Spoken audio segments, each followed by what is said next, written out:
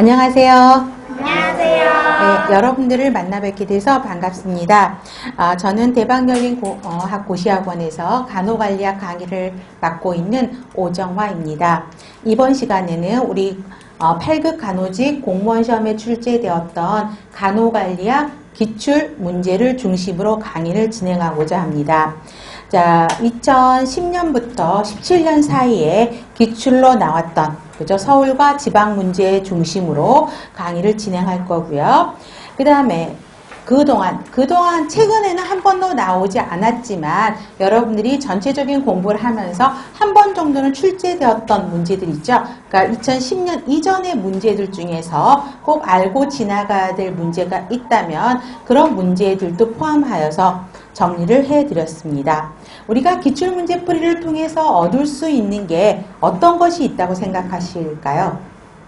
그쵸? 기출문제에서 강조되고 있는 동일한 개념들이 무엇인가, 또 이러한 개념들이 어떤 문제 패턴으로, 문제 유형으로 출제되는가를 파악해 보실 수 있는 기회가 될 것이라고 저는 생각해 보겠습니다.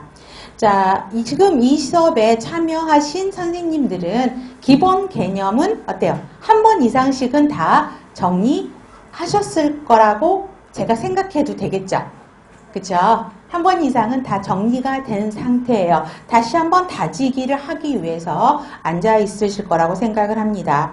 자, 기출문제다 보니까 동일한 개념을 가지고 여러 연도에서 여러 번, 또 여러 지방에서 여러 번 출제된 것들을 볼 수 있습니다.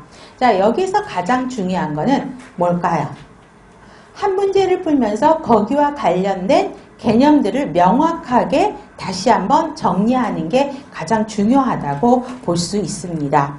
자, 이론 정리가 되어 있지 않는 상태에서 문제풀이반에만 집중하다 보면은요, 나중에 어느 정도 공부를 하시다 보면 이제 정리가 하나도 안 되어 있는 상태에서 한 번 정도 듣고 공부 정리 다 끝냈어 라고 문제를 푸시면 오히려 생각보다 오답으로 가실 수 있는 거가 있어요. 왜냐하면 단어의 문장이 아니면 단어가 한두 단어만 바뀌어도 여러분들이 혼돈이 오실 수가 있습니다.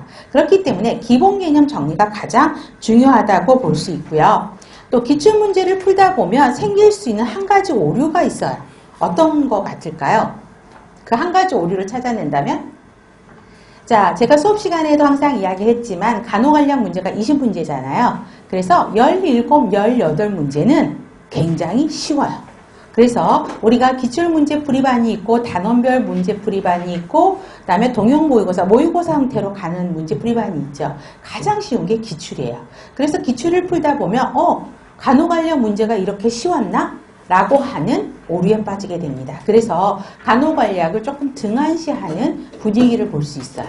그래서 17, 18문제는 쉽게 맞을 수 있는 문제인데 그러면 나머지 문제, 한 문제에서 세 문제, 두 문제에서 세 문제 정도가 거기에서 합격 당락을 결정할 수도 있다라는 것이에요. 그러면 그 두 문제나 세 문제가 어떤 문제들일까요?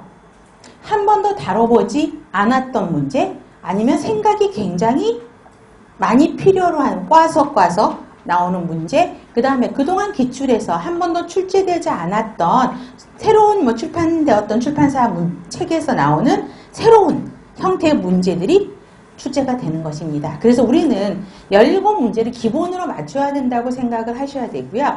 우리는 그 두세 문제를 놓치지 않고 맞춰야 된다는 생각으로 수업에 임하셨으면 좋겠습니다.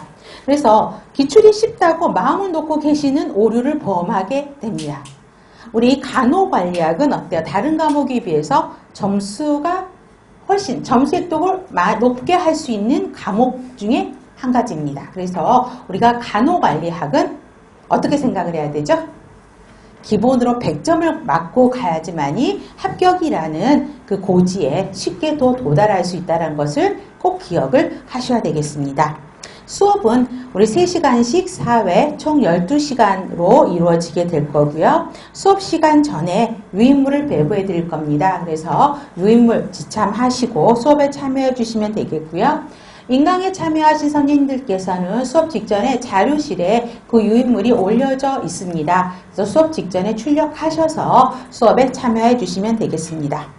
자, 우리가 합격이라는 가장 큰 목적을 달성하기 위해서 지금 가장 첫 번째 시작인 기출문제 풀이반을 시작을 합니다. 그래서 첫걸음이라고 생각하시고요. 자, 마음을 새롭게 하시고 수업에 참여하셨으면 좋겠습니다. 한 가지 부탁드릴 거는 제가 수업 시간에도 질문을 많이 드릴 거예요.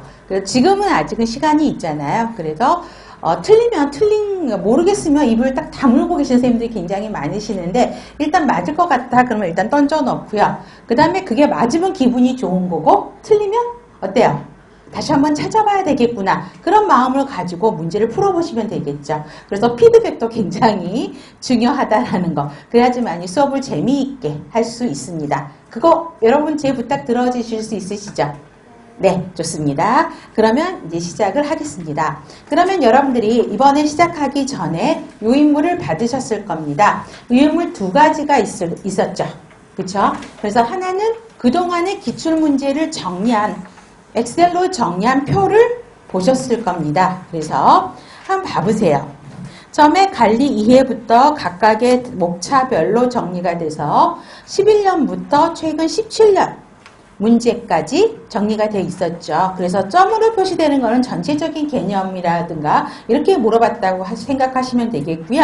조금 이렇게 항목으로 이렇게 예를 들어서 관리 기술, IO야 모델, 명목 집단 기법. 그러면 그 문제는 창의적 의사결정 방법의 명목 집단 기법을 집중적으로 물어봤다. 라는 형태로 꼭 항목을 꼭 집을 수 있는 거는 이렇게 딱 제목으로 넣어드렸고요. 아니면 전체적인 거, 창의적인 의사결정 방법이다. 그럼 여러 가지가 있잖아요. 델파이, 또 브레인스토밍, 명목 집단 기법 이런 것들 있죠. 그러면 그게 막 토탈로 섞어져서 나오는 문제들은 그냥 점으로 표현했다라고 여러분들이 보시면 될 겁니다. 그래서 공통적인 문제들이 많이 들어가 있어요. 그래서 전체적인 표들을 참조하셔서 여러분들이 보시면 될 것 같아서 이런 표를 정리해서 드렸으니까 앞뒤 페이지 참조하셔서 보셨으면 좋겠고요.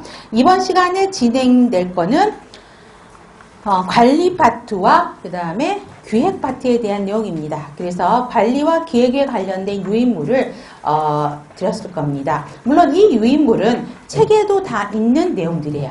그렇지만 제가 항상 수업에도 항상 말씀드리는 저는 표를 조금 좋아한다 그랬었잖아요. 그거를 조금 보시기 좋게 표로 정리해 놨구나 라고 생각하시면 좋겠고요. 그 다음에 너무나 쉬운 문제들은 그냥 스킵하고 지나갈 겁니다.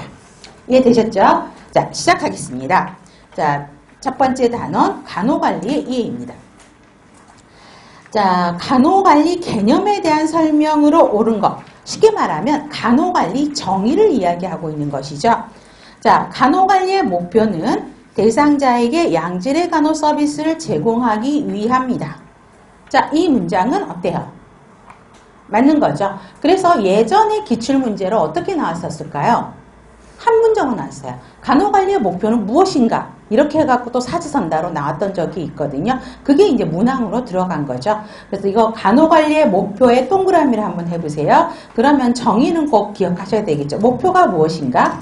그 다음에 간호관리는 추구하는 목적을 보다 효과적으로 달성하기 위한 수단이다. 맞고요. 간호관리는 투입을 산출로 바꾸는 전환 과정이다. 자, 투입과 투입을 산출로 바꾸는 전환 과정이라고 설명한 사람 학자는 길리스라는 학자가 체계 이론에서 간호관리를 이렇게 설명을 했죠.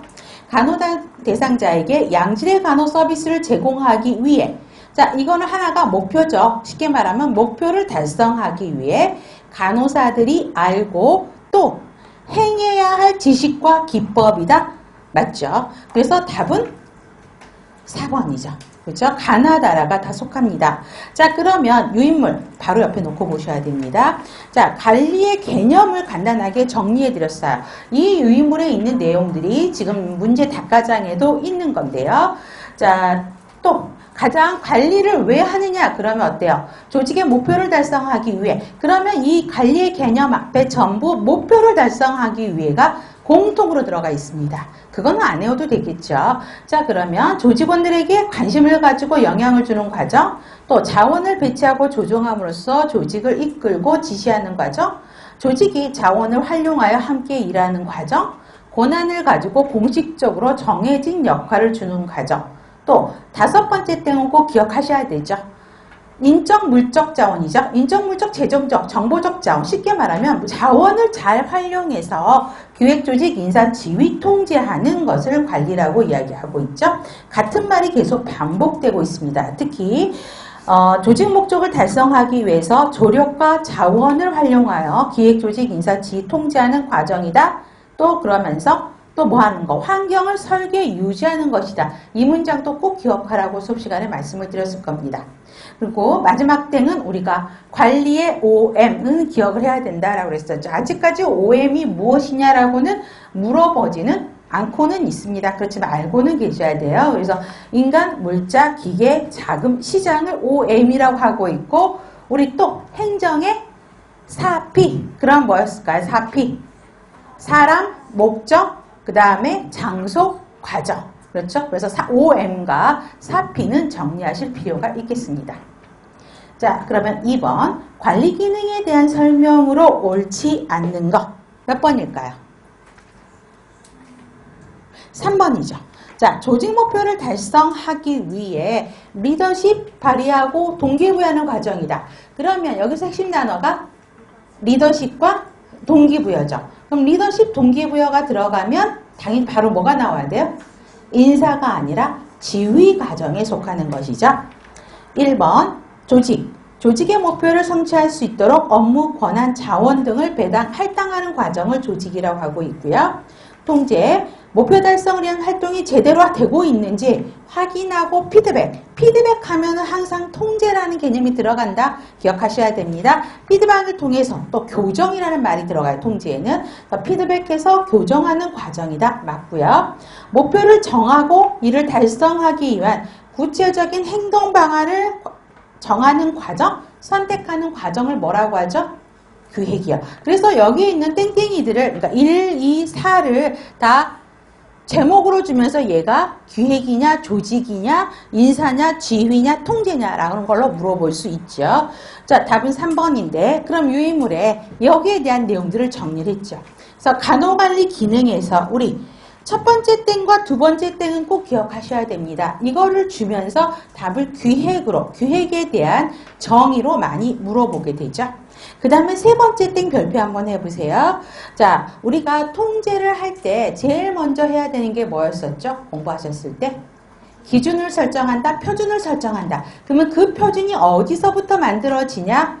나중에 또 통제 파트에서 문제가 나올 겁니다. 그게 어디였었죠? 기획과 동시에 만들어진다고 했죠. 그래서 세 번째 땡, 성과와 결과 측정을 위한 평가 기준을 마련하는 단계가 어디다?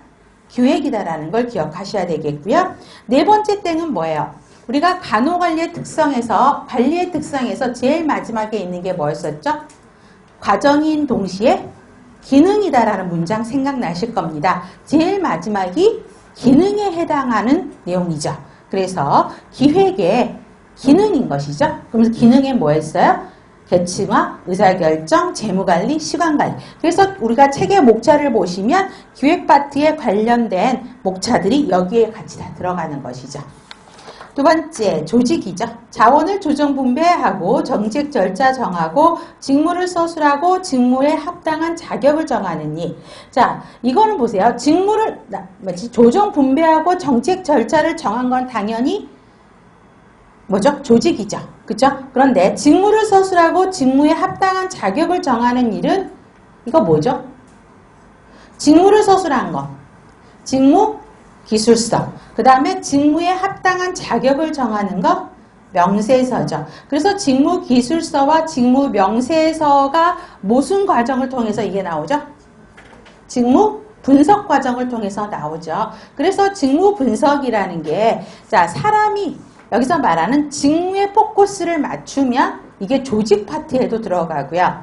그 다음에 그 일을 수행하는 사람의 인적 특성, 직무 명세서에 포커스를 맞추면 인적 자원 관리에도 이 내용은 들어가는 것입니다. 그래서 구별하셔야 되겠고요. 지금 두 번째가 문제에 나왔던 거고요. 그 다음에 조직과 조직 구조, 조직 문화, 조직 변화는 기능인 것이죠. 인사는 조직이 필요로 하는 사람을 조달하고 유지 개발해서 활용하는 과정. 그래서 여기도 직무관리가 또 나오죠. 그래서 직무관리는 조직에 속할 수도 있고 인사에 속할 수도 있다라는 거 기억하셔야 되겠고요. 확보관리, 개발관리, 보상관리, 유지관리, 노사협상들이 들어가고, 지휘는 목표 달성하기에 리더십, 그 다음에 동기부여를 하는 과정. 그 다음에 두 번째 땡을 조금 기억하셔야 돼요. 자, 이 문항, 두 번째 땡 문항을 주시면 어때요? 자, 관리자가 무엇을 할 것인지 계획을 하고 그 일을 어떻게 할 것인지 조직을 하고, 그러니까 기획하고 조직한 다음에 직원에게 업무를 나눠줘서 목표 달성하도록 직원에게 업무를 지시하는 것. 이 문항을 주면 여러분들이 의외로 많이 틀리시더라고요. 뭐다고요? 이거는 지휘. 그래서 두 번째 땡을 조금 기억하시고, 그 다음에 리더십, 동기부여, 그 다음에 집단관리, 의사소통, 자기주장 행동, 갈등관리, 스트레스관리, 이런 건 전부 지휘에 속하는 건 아실 거고요. 통제, 업무 성과, 결과, 표준 설정하는 거죠. 그 다음에 설정한 다음에 수행한 결과를 비교해서, 그죠? 차이가 있으면 이거를 수정하는 걸 통제라고 이야기를 하고 있죠. 그 개념들. 그래서 가장 시험 문제, 각각의 기획, 조직, 인사, 지휘, 통제에서 제일 첫 번째로 나오는 문제들이 이 개념에 대한 문제들이 나옵니다. 그래서 요거들은 기억을 하셔야 됩니다. 3번. 행정과 관리를 서로 비교했을 때 차이점으로 옳은 것. 몇 번이죠? 그렇죠. 3번이죠. 자, 정치 권력을 많이 포함하고 있는 거는 행정이죠. 우리가 행정을 어떻게 설명한다고 그랬어? 공기업. 그쵸? 공행정. 그쵸? 그 다음에 관리는 사행정의 개념으로 생각해서 관리는 병원이라고 생각하라고 그랬었죠. 그러면 정치 권력과 관련되는 건 아무래도 나라에서 하는 거죠. 왜냐하면 정치 권력이 누구냐에 따라서 그 권력에 따라서 뭔가 제도가 바뀌고 막 그렇잖아요. 그래서 정치 권력을 많이 포함하고 있는 건 행정이라는 것이죠. 그러면 1번 법령 제약을 덜 받는 거는 관리죠. 그 다음에 법령과 법령 제약을 많이 받은 건 행정. 능률성을 강하게 추구하는 거는 관리. 그 다음에 경쟁성이 강하는 거는 관리. 그 다음에 분명하고 단일 목표를 추구하는 거는 관리. 자, 병원에서 분명하고 단일한 목표를 추구한다. 그러면 그 목표가 뭐예요? 의료 대상자에게 양질의 의료 서비스와 간호 서비스를 제공한다라는 한 줄의 목표, 명확한 목표가 나오는 거죠. 그런데 행정은 이렇게 하기가 어렵다 그러죠. 불분명해요. 왜요? 온 국민에게 공통적인 목표를 정하기는 결코 쉽지 않다는 거죠. 왜? 그 사람들의 경제적인 레벨, 교육적인 레벨 이런 것들이 다 틀리기 때문에 온 국민에게 명확한 목표를 제시하기는 어렵다라는 것이죠. 그 답은 3번입니다. 자, 그러면 유인물의 관리와 행정의 공통점과 차이점을 정리해 드렸어요. 그러면 공통점은 전반적으로 공통점은 문제가 나오지 않아요. 자, 목표를 달성하기 위한 수단이다. 그 다음에 관리든 공행정이든 사행정이든 관료제적인 성격이다. 성격을 지닌다. 그러면 관료제적인 성격을 지닌다는 것은 어떠한 조직 형태를 가지고 있다는 거죠? 그렇죠. 계층제. 그렇죠? 계층, 이게 하나하나가 계층이죠. 그래서 이런 계층적인 조직 구조를 어떤 조직이라고 설명하고 있죠? 라인 조직 형태를 가지고 있죠. 그래서 보시면 될 것 같아요. 그래서 계층적 구조를 가지고 있고 관료제적인 성격을 가지고 있고 조직 내에서 이루어진다가 관리의 특성이었죠. 간호관리의 특성도 간호조직 내에서 이루어진다라는 것입니다. 그 다음에 물적 요소보다 그쵸? 인적 요소가 중요하다라는 특성을 가지고 있죠. 그 다음에 여기서 또 문제를 낸다면 행정과 관리의 차이점의 5개 항목을 물어볼 수도 있어요. 가장 쉬운 거. 그래서 권력과 영향이 있느냐 없느냐, 아니면 독점성을 누가 가지고 있느냐, 능률성을 누가 가지고 있느냐, 법령에 의한 제약을 많이 받느냐 적게 받느냐, 분명하고 단일한 목표냐, 불분명하고 복잡한 목표냐, 평등성이냐 아니냐. 그죠? 이런 5개 카테고라이즈 기억하셔야 되겠고, 그 다음에 최근의 문제들은 이걸 어떻게 하죠? 행정은 그러면 써놓고 관리는 그래서 앞에 주어들만 바꾸면 문제를 풀 수 있게 문제들을 만들어 놓고 있습니다. 그래서 그런 차이점들을 구별하셔야 되고요. 그 각각에 해당되는 땡땡이를 여러분들 문제에서 지금 반복을 하니까 스킵하고 넘어가겠습니다. 하지만 꼭 알아야 될 내용이죠. 자, 수업하다 보면 꼭 알아야 될 내용이라고 이야기를 해요. 그럼 기출문제는 정말 꼭 알아야 되죠. 그러면 지금 우리가 몇십 페이지에 대한 문제들이 있잖아요. 그럼 이거는 최소한 진짜 머스트로 꼭 알아야 될 내용이에요. 아셨죠? 다 완기한다. 아셨죠? 자, 4번입니다. 간호관리의 특성 중 맞지 않는 것. 이거는 관리의 특성을 물어보는 것입니다. 자, 그러면 몇 번? 3번이죠. 자, 관리는 조직의 측면에서 접근한 것이다. 그러면 우리 관리의 특성 1번 조직 내에서 이루어진다라는 것이죠. 그래서 우리가 사피와 관련되면 여기는 어디에 들어가는 거죠? 조직 내에서 이루어진다. 사피와 관련하면 P, place, 장소를 이야기하죠.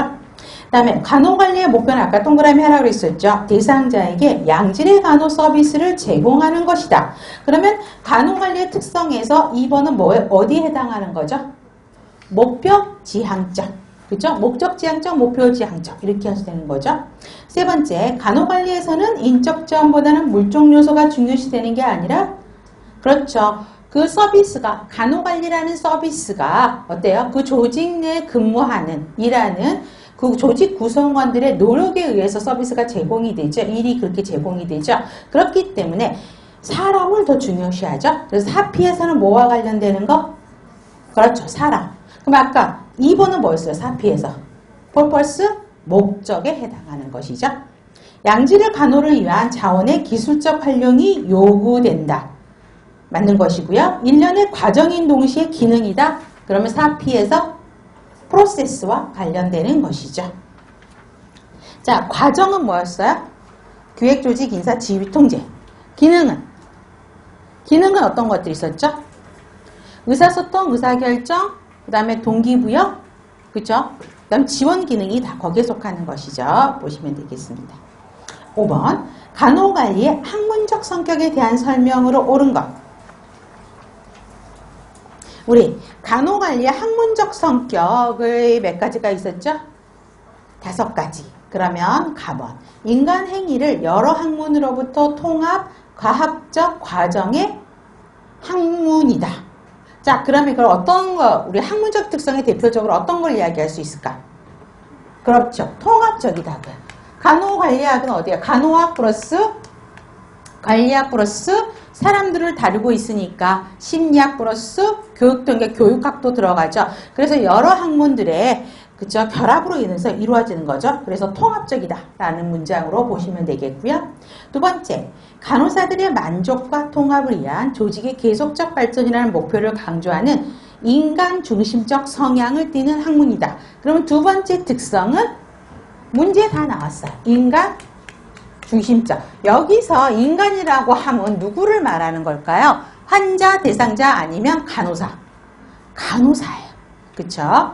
그래서 인간 중심, 그러니까 간호관리의 그 일을 하는 구성원이 간호사를 대상으로 하는 인간 중심적이라는 것이고요. 세 번째, 간호사를 이해하는 데 그치지 않고 응용해서 조직 성과를 높이려고 하는 뭐라고요? 그렇죠. 과정지향적이 아닌 성과지향적인 특성을 갖고 있죠. 학문적 특성 세 번째가 성과지향적, 그래서 아웃풋을 강조하는 것입니다. 그 다음에 외국에서 유입된 이론을 기초로 한 간호학이 간호 현상을 설명하고 문제를 해결할 수 있어야 되기 때문에 실정에 맞아야 되는 상황 적합성. 그래서 네 번째 특성이 뭐예요? 상황에 맞게 제공을 하라고요. 자, 그러면 답은 5번인 거는 아실 겁니다. 그럼 한 가지 빠진 게 뭐가 있어요? 그렇죠. 과학적 방법력.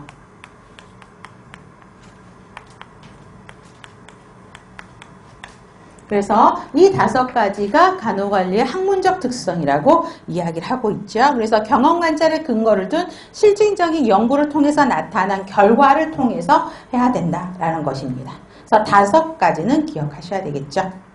6번 성과를 측정하는 데 있어서 효과성에 대한 설명으로 옳은 것. 그러면 우리가 기본 수업할 때도 항상 설명을 들었지만 생산성에 대한 것이 먼저 나오죠.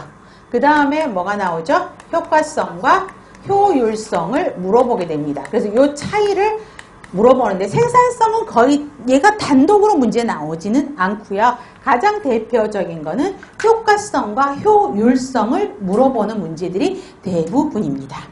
자, 그러면 경제성 개념을 내포하여 투입과 산출에 대한 관계를 측정하는 것.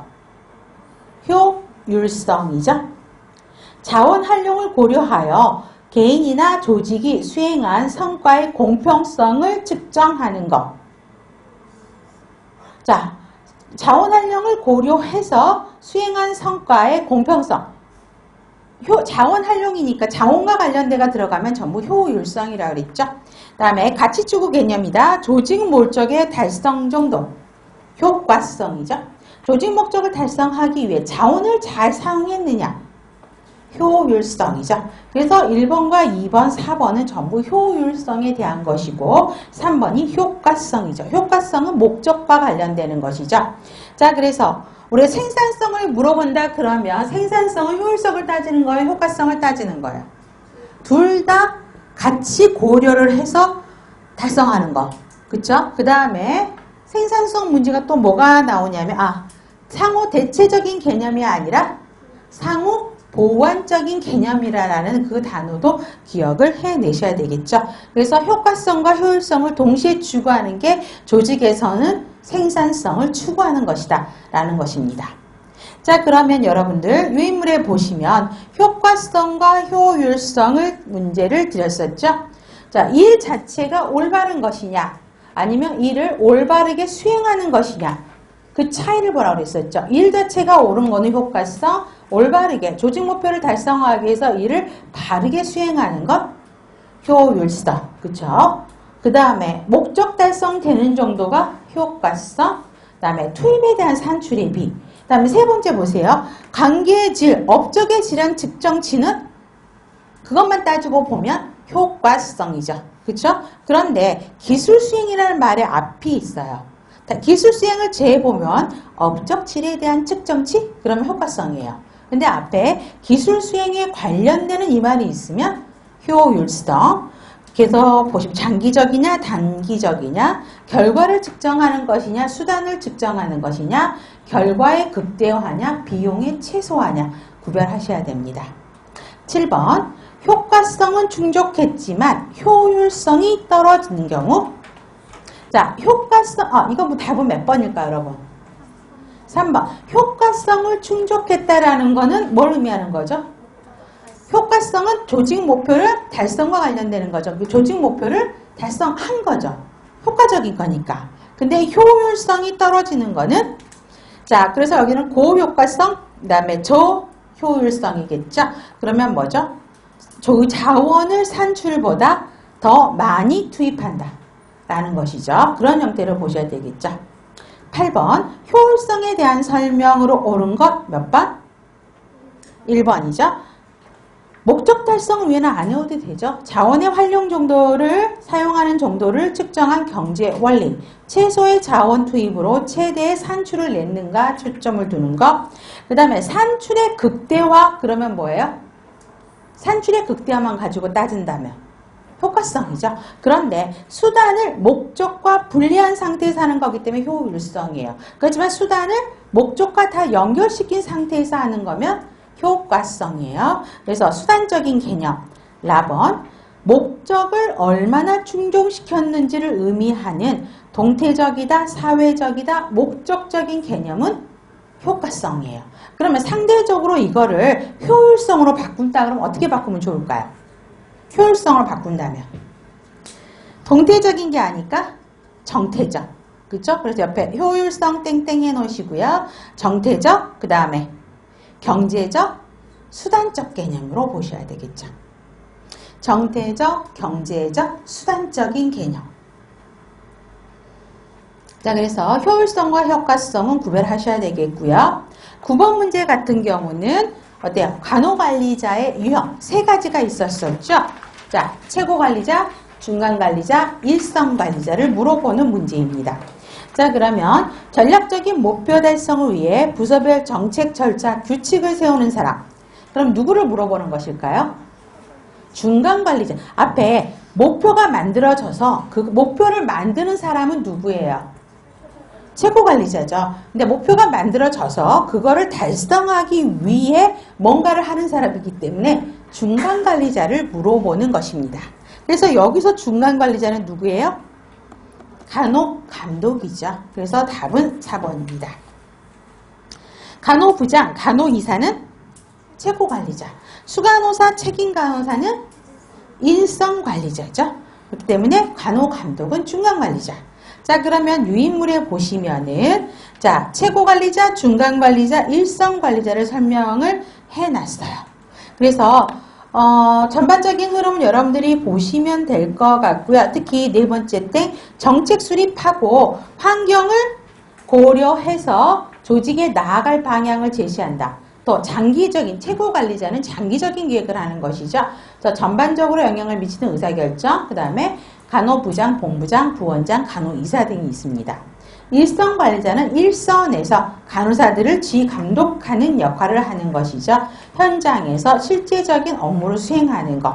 그래서 우리 수간호사, 책임간호사, 유닛 매니저, 간호사 단위를 유닛이라고 부르는 병원들이 있어요. 그래서 그런 유닛으로 되어 있는 데는 수간호사들이 UM이라고 되어 있죠. UM 땡땡땡 이렇게 이름표에 써 있어요. 그래서 유닛 매니저도 수간호사 역할을 하는 사람이라고 생각을 하시면 되겠고요. 여러분들이 기억하셔야 될 건 평간호사도 일선 관리자에 속한다는 걸 기억을 하셔야 됩니다. 자, 근데 여러분들이 임상에서 평간호사가 관리자는 아니란 개념이 많죠. 그런데 책에서 찾아보면 환자 간호에 대한 계획을 세우는데 사정하고 계획 세우고 중재 계획 만들고 수행하는 환자 간호에 대한 모든 책임을 평간호사들이 하고 있죠. 그런 의미에서 평간호사도 일선 관리자에 속한다고 책에 기술되어 있습니다. 그래서 그걸 참조하시면 되겠고요. 중간 관리자는 두 번째 땡 조직이 수립한 정책 또는 방침이 실제 행동에 옮겨지도록 지시하고 확인하고 통제하는 역할이요. 그래서 목표 달성을 위한 부서별 계획을 세우고 정책 절차 규칙을 정하는 것이 중간관리자라고 이야기를 하고 있죠. 그래서 이 문항이 지금 시험 문제에 나온 걸 보실 수 있습니다. 10번입니다. A병원의 B간호부장은 의료기관 서비스 평가를 앞두고 질 향상을 위해 성과급제를 도입함과 동시에 간호 인력을 재배치하였어요. 이는 간호사의 역할 중 어떤 역할을 수행한 것인가? 자, 민츠버그의 관리자의 역할에 대한 문제입니다. 그래서 민츠버그가 여러분들 문제 한번 봐보실래요? 자, 지금 문제가 10번이죠. 자, 16번까지가 전부 민츠버그의 문제. 그래서 최근에 민츠버그 문제가 민츠버그는 거의 해년마다 문제가 나오고 있다는 걸 아시면 되겠고요. 예전에는 단순하게 딱 한 줄만 나왔었어요. 그래서 이건 무슨 역할이냐 이제 했는데 요즘 트렌드가 문제만 두세 줄이에요. 다 섞어 놓고 여기서 말하는 관리자 역할이 아닌 거 이런 형태로 문제가 나가는 거를 볼 수 있습니다. 그래서 꼼꼼하게 정리를 하셔야 되는데 자, 그러면 쉽게 봅시다. 의료기관 서비스 평가를 앞두고 질 향상을 위한대요. 자, 그러면 여기까지 문장만 갖고 어떤 역할? 민츠버그의 역할에서 어떤 역할이죠? 평가를 하고 있어요. 평가를 앞두고 질 향상을 위해서 하고 있는 거죠. 평가에 대비하는 거죠. 그럼 뭐죠? 문제 해결자예요. 평가를 받으려니까 평가를 받을 때 걸리는 거 있으면 우리 의료평가 인증 못 받잖아요. 그렇죠? 그렇기 때문에 문제 해결을 해야 돼요. 자, 성과급제를 도입했어요. 성과급제를 도입했다라고 하면 무슨 역할? 기업가의 역할. 그 다음에 간호 인력을 재배치했대요. 그러면 무슨 역할? 인력 배치잖아요. 자원 분배자의 역할이죠. 그러면 답은 자, 문제 해결자의 역할, 기업가의 역할, 자원 분배자의 역할이 답이 없네요. 그렇죠? 이 세 개를 다 포함하고 있는 게 뭐죠? 의사결정자의 역할이요. 그러면 의사결정자의 역할이 네 가지가 있었어요. 그럼 지금처럼 문제 해결자의 역할, 그 다음에 기업가의 역할, 자원분배자의 역할, 또 한 가지가 뭐였죠? 협상가의 역할. 기억하셔야 되겠죠? 그래서 보시면 됩니다. 자, 그래서 이런 문항들도 복잡하지만 쉽게 문제를 볼 수 있습니다. 자, 그래서 보시면 되겠고요. 자, 유인물 보세요. 표로 만들어 드렸죠. 그래서 가장 기본적인 거는 대인관계적 역할, 정보적 역할, 의사결정자의 역할로 나눠진다는 거는 기본으로 갖고 가야 되겠죠. 그럼 각각의 3, 3, 4를 또 기억을 하셔야 되겠죠. 대인관계적 역할에는 대지석, 대표자, 지도자, 섭외자. 정보적인 역할에 그러니까 모니터 역할은 다른 말로 하면 무슨 역할이죠? 정보 수집자의 역할, 그 다음에 전달자의 역할, 대변인의 역할. 지금 문제는 의사결정자의 역할이었죠. 기업가 역할, 고충 처리자. 고충 처리자가 다른 말로 하면 문제 해결자, 이꼴 위기 수습자. 그 다음에 자원분배자, 협상자의 역할입니다. 그래서 그 역할들을 서술을 해놓고 그 다음에 구체적인 예들이 시험 문제에 많이 나오죠. 의식행사 주관하고요. 공적 내방객 접견하고 서류에 사인하는 거. 대표자죠. 동기부여하고 채용, 교육, 훈련, 지도, 승진, 보상, 제재, 훈육, 제재가 훈육이죠. 이런 것들은 지도자의 역할.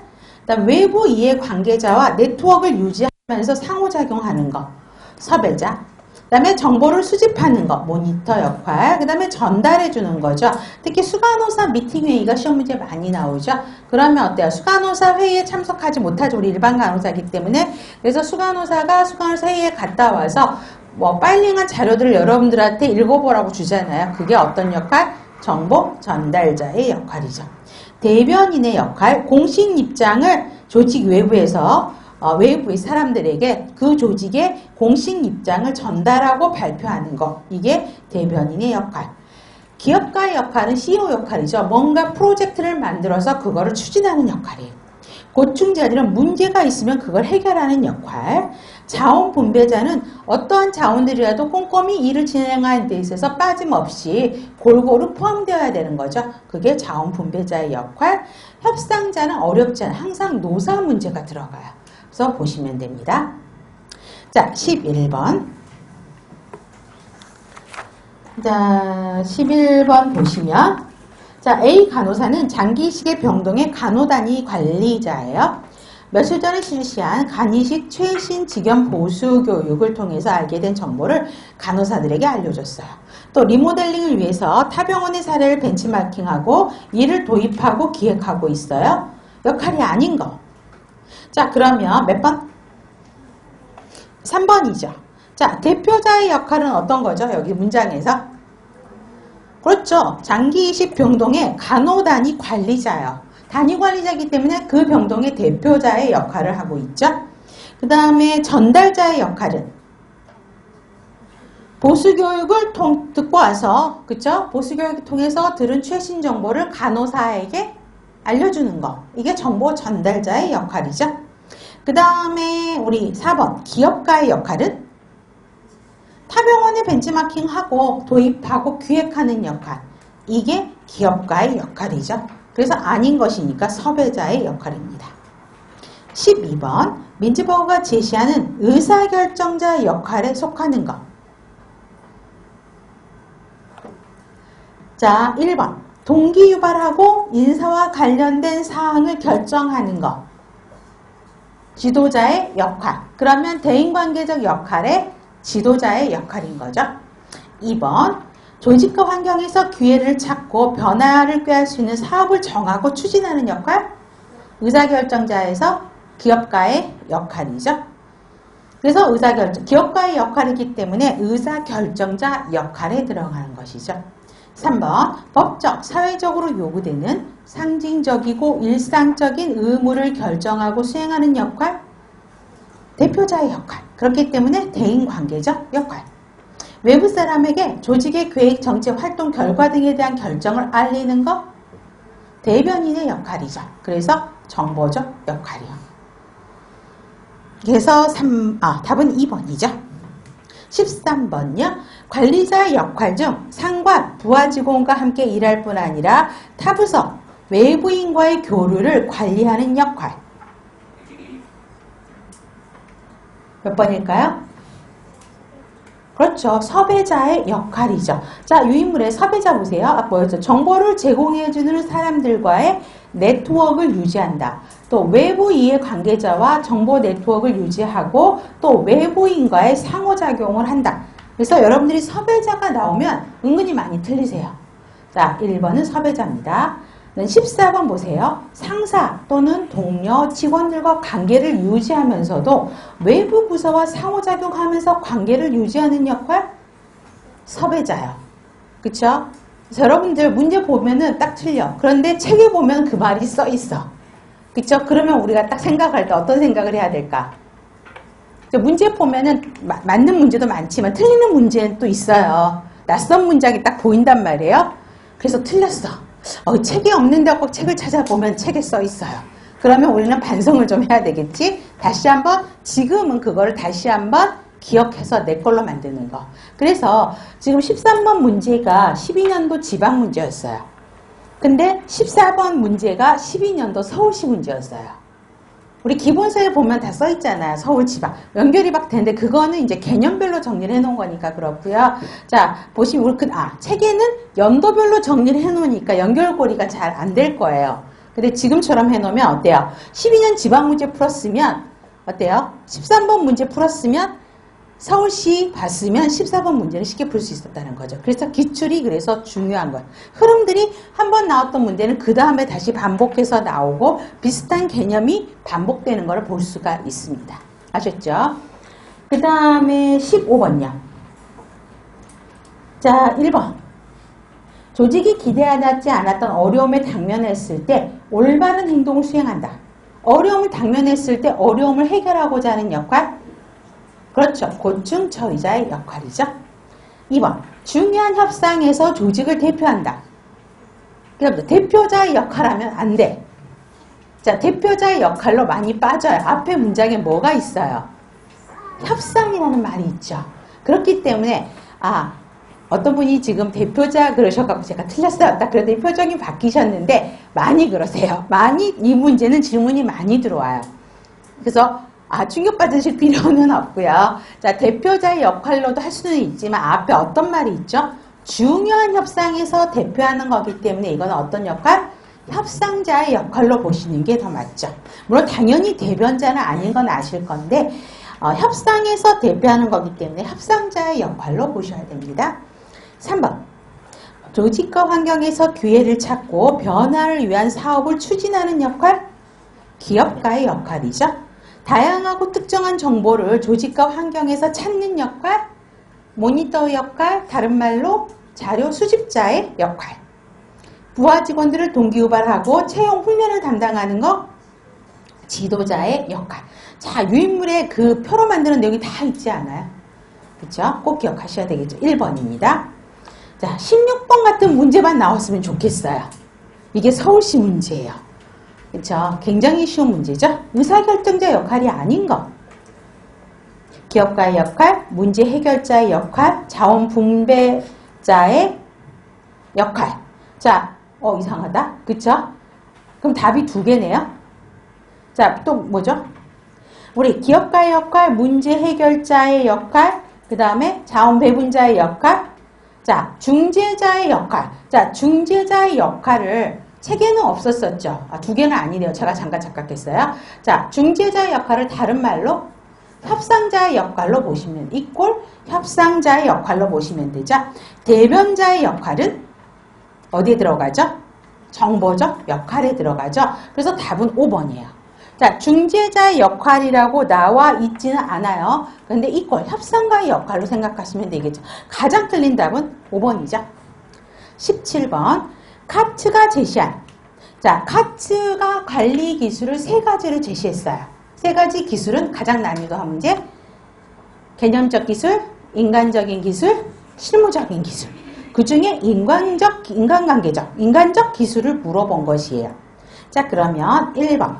환경과 조직의 복잡성을 이해하고 대처하는 능력으로. 자, 그러면 이건 무슨 기술이에요? 개념적 기술이죠. 개념적 기술은 누구한테 제일 많아요? 최고관리자. 그래서 1번은 개념적 기술에 대한 정의를 해놓은 거고요. 효율적으로 의사소통하고 동기부여해주는 능력, 인간적 기술이죠. 인간적 기술은 모든 관리 계층에 필요한 거죠. 답은 2번입니다. 특정 업무를 수행하는 데 필요한 지식과 기술을 이용할 수 있는 능력, 최고관리자에게 많이 자, 보세요. 특정 업무를 수행하는 데 필요한 지식과 기술을 이용할 수 있는 능력은 무슨 능력? 무슨 능력? 무슨 기술? 실무적인 기술. 실무적인 기술은 최고관리자에게 많이 필요한 게 아니죠. 최고관리자에게 많이 필요한 거는 개념적 기술. 그러면 일성과 실무적 기술은 일성관리자에게 많이 필요한 거죠. 조직의 목적과 간호단위 내 목표를 연결시키는 능력으로 현장의 일성관리자에게 많이 필요한 거? 그렇죠. 실무적 기술이죠. 문제, 목적과 간호단위, 병동의 목표를 연결시키는 능력이니까 이거 누가 하는 거야? 수간호사가 하는 거잖아요. 그렇기 때문에 실무적 기술에 해당하는 것이죠. 이게 이번에 17년도 지방 문제였어요. 그래서 세 가지 관리 기술을 여러분들 루인물로 드렸습니다. 그래서 여기 땡땡이들을 여러분들이 꼼꼼히 정리하실 필요가 있죠. 그래서 개념적 기술에 대한 내용들 꼭 기억하. 이게 지금 유인물에 있는 땡땡이들이 실제 시험 문제 답과장에 많이 나오는 문제들입니다. 자,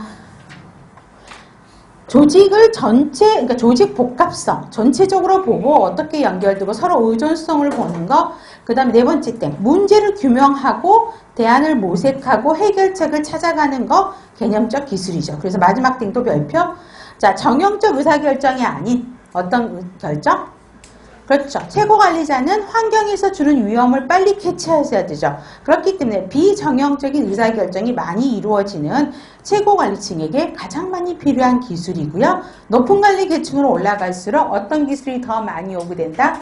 개념적 기술이죠. 자, 인간적 기술은 의사소통하고 동기부여하고 하는 것들이죠. 특히 세 번째 땡. 효과적인 지도성 발휘하고 동기부여함으로써 다른 사람과 함께 일할 수 있도록 만드는 기술인 것이죠. 그래서 마지막 땡. 모든 관리자에게 공통적으로 요구되는 기술이고요. 세 개의 기술 중에서 가장 많은 비중을 차지하는 거? 인간적 기술. 그래서 마지막 땡도 시험 문제에 많이 나오죠. 그 다음에 실무적인 기술은 여러분들이 아실 거고요. 18번입니다. 최고관리자가 환경 변화를 예측해서 장단기 계획을 설립할 때 가장 많이 사용하는 기술. 여기서 핵심 단어가 뭐예요? 최고관리자. 그 다음에 환경 변화 예측해서 장단기 계획, 장기 계획 세우는 사람. 누구죠? 개념적 기술이죠. 그래서 이게 이번 17년 서울에 이 문제가 나왔었죠. 굉장히 쉽게 나왔어요. 다음 19번. 개념적 기술에 대한 것이 아닌 것. 자, 외부 고객과 내부 고객의 요구를 이해하는 것. 맞죠? 그 다음에 개방적이고 위협적이지 않는 환경을 조성한다는 것은 개념적 기술이 아니라 인간적 기술에 속하는 것이고요. 변화하는 보건의료체계 현실을 받아들이고 특권이 아닌 책임으로 생각하고 책임을 수용하고 법적이고 윤리적인 간호실무 표준을 모든 관리 기능에 반영시킨다. 개념적 기술에 속하는 거죠. 그래서 이것도 유인물 봐보세요. 임상실무에서 가장 많이 활용되는 관리 기술 위에 그래서 개념적 기술에 보세요. 요 내용이 그대로 지금 들어가 있죠. 자, 세 번째 땡 봐보세요. 외부 고객과 내부 고객의 요구를 이해한다 그랬더니 여러분들이 어디로 가셨냐면 누구한테로 갔을까요? 실무적 기술로 많이 갔어요. 왜? 이런 거는 일성관리자가 하는 거라고 생각을 했다라는 거죠. 그렇지만 외부 고객은 말 그대로 병원을 그러니까 조직 환경을 말하는 거죠. 병원 외부의 환경. 그 다음에 내부 고객은 병원 안에서 일하는 사람들의 요구를 이해하는 것. 근데 그 앞에 문장이 나왔었으면 그 앞에 문장, 조직의 사명, 비전, 목표를 포함한 빅피처를 이용하고 요 문장만 나왔어도 바로 개념적 기술로 갔었을 거예요. 근데 자, 2번 외부 고객과 내부 고객의 요구를 이해한다는 개념적 기술이라는 걸 꼭 기억을 하셔야 되죠. 이 문제 많이 틀리셨어요. 실무적인 기술로 많이 갔다고요. 아셨죠? 그 다음에 오히려 개방적이고 위협적이지 않는 환경을 조성한다 그래서 요거가 개념적 기술로 많이 오답으로 가셨었어요. 환경을 만드는 거는 어때요? 여기서 말한 그 환경이 아니라 그 사람들이 서로 일하고 믿고 동기부여하고 신뢰할 수 있는 그런 데서의 의사소통도 개방적으로 하고 그런 면에서 이루어지는 기술이기 때문에 인간적 기술로 보셔야 된다고요. 근데 여러분들이 이거를 환경에서 주는 위험으로 생각을 하셔가지고 그거를 파악해야 되는 거기 때문에 개념적 기술로 많이 생각을 착오를 일으켰던 것 같아요. 그래서 실제 문제에서 답까지 1번과 2번을 많이 헷갈려 하셨어요. 그렇지만 답은 2번. 2번이 인간적 기술이라는 거 보시면 되겠고요. 그래서 인간적 기술에도 여러분 두 번째 땡 써있죠. 그게 그대로 나왔던 거를 보실 수가 있고요. 그 다음에 실무적 기술은 여러분들이 다 읽으면 아실 건데요. 특히 제일 마지막 땡. 환자 간호에 있어서 결과지향적이다, 결과중심적이 되게 한다. 결과지향적이다, 결과중심적이다라고 생각하면 어떤 걸 말하는 거죠? 환자 간호에 포커스니까 환자가 힐링돼서 태어나는 거잖아요. 그런 거기 때문에 실제적인 간호 단위에서 하는 것이기 때문에 실무적인 기술로 접근을 하셔야 된다는 것입니다. 그래서 마지막 땡도 여러분 실무적 기술의 마지막 땡 이것도 내놓으면 많이 틀리시는 문제예요. 그래서 구별하셔야 되겠죠. 그 다음에 나머지는 그냥 보시면 될 것 같아요. 자, 20번입니다. 다음의 관리 이론 중 가장 나중에 생긴 이론. 이것도 서울시 문제인데 굉장히 쉽죠. 자, 어떤 거죠? 상황이론이죠. 그렇죠? 그래서 유인물 봐보세요. 고전적이냐, 신고전적이냐, 현대적이냐는 거는 시대적 흐름에 의해서 분류한 거죠. 그렇죠? 고전적인 이론은 어떤 거였죠? 인간을 경시하고 경제적인 목적을 달성하기 위한 수단으로 인간을 생각했던 게 고전적인 이론이고요.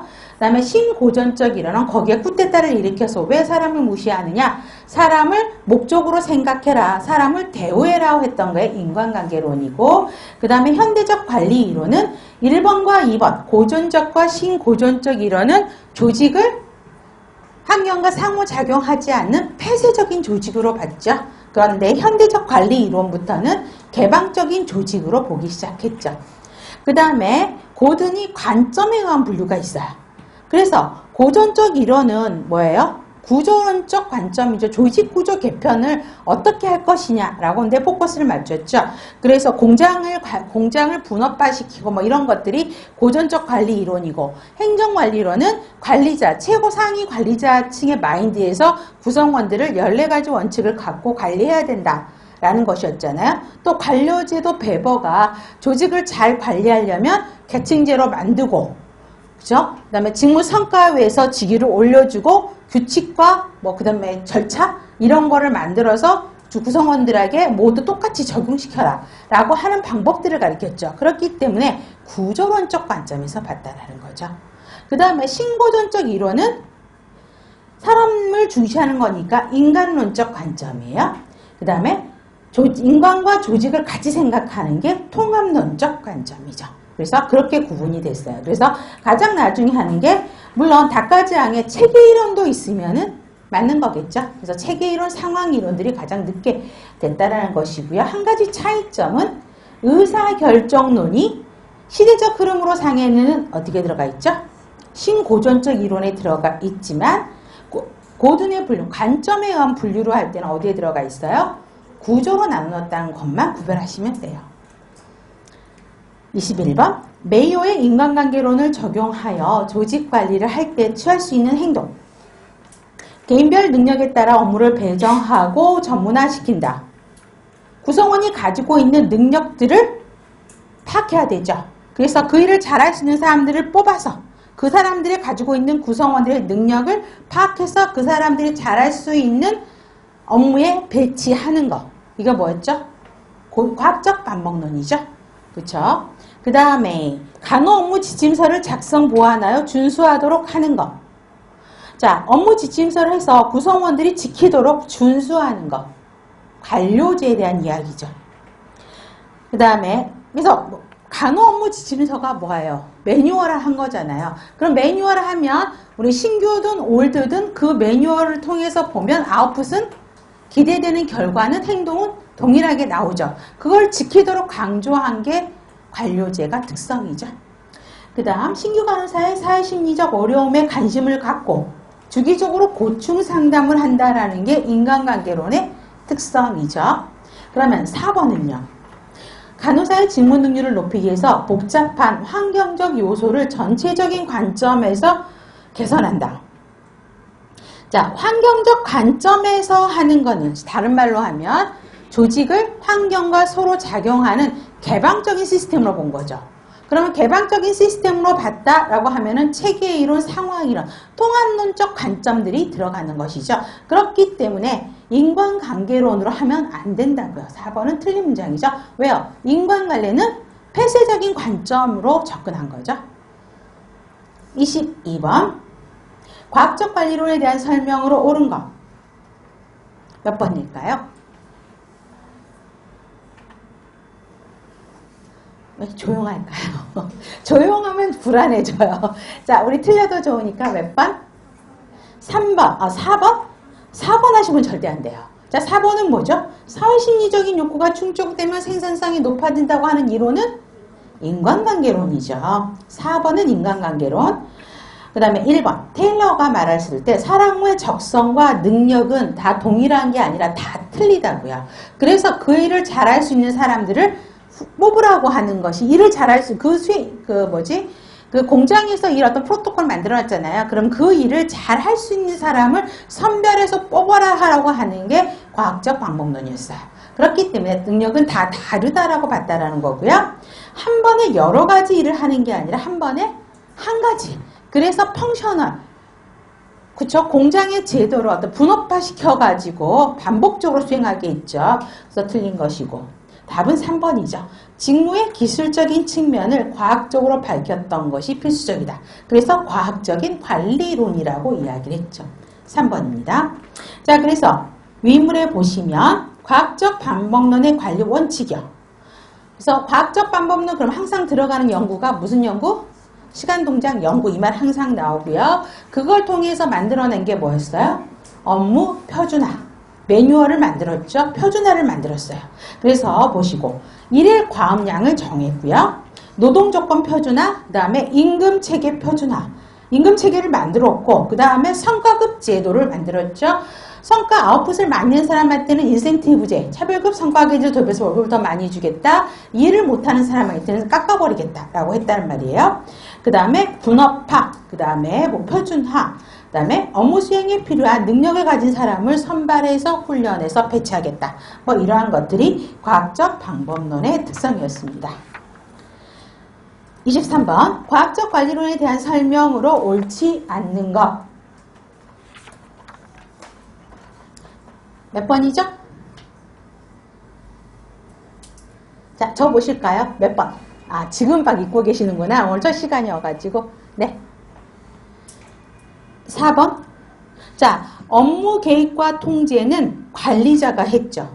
자, 공장주가, 사장이 공장에 있는 근로자들 이러한 방법으로 매니아지 하면 생산성을 올리겠다라고 한 거예요. 그렇기 때문에 업무 계획과 통제는 관리자가 하는 거란 말이에요. 그 다음에 그 일은 누가 해요? 관리자가 업무 표준화 만들고 다 했단 말이에요. 그 일은 누가 해요? 관리자가 만든 업무 표준화를 가지고 매뉴얼을 가지고 그 노동자들이 했죠. 조직 구성원들이 했죠. 그래서 업무 수행은 근로자의 역할로 이분대에서 봤다라는 거 맞는 문장입니다. 그러면 몇 번? 자, 1번 보세요. 재정적인 유인을 통해서 그러면 뭐예요? 성과를 맞는 사람에게 월급 많이 주겠다. 라고 하는 거죠. 그래서 인센티브제요. 그래서 개인의 성과에 따라서 보상을 받는다는 인센티브제를 도입한 거죠. 맞고요. 2번. 경영 전반의 과학적인 관리 방법을 제시해서 근로자 업무 방법의 효율성을 최대화했다. 자, 근로자의 업무 방법의 효율성을 최대화하는 것은 과학적 관리 방법 맞습니다. 아니, 과학적 관리론 맞아요. 그런데 앞에 과학적 관리 방법을 제시해서 과학적 관리론이 아니라 앞에 핵심 단어를 찾으셔야 돼요. 어떤 게 핵심 단어예요? 경영 전반이요. 그러면 경영전반이라고 하면 어떤 내용일까, 이거는? 행정관리론의 특성이에요. 행정관리론은, 자, 저 보세요. 조직을 잘 관리하기 위해서는 누구를 중심으로 해라? 최고 상위층에서, 그쵸? 최고 상위층에서 그 관리 원칙, 14의 관리 원칙을 통해서 연역적인 방법으로 조직 구성원을 관리해야 조직의 효율성이 올라간다라고 접근을 한 거죠. 그렇기 때문에 여기서 과학적 관리 방법을 제시했다? 여기에 꽂히시면 안 돼요. 어디에 꽂혀야 돼요? 경영 전반. 그렇기 때문에 경영 전반에 관련된 과학적 관리 방법을 제시한 거는 행정관리론에 대한 이야기예요. 그 다음에 근로자의 능력을 확인해서 각 근로자에게 적합한 업무를 수행할 수 있도록 배치한다.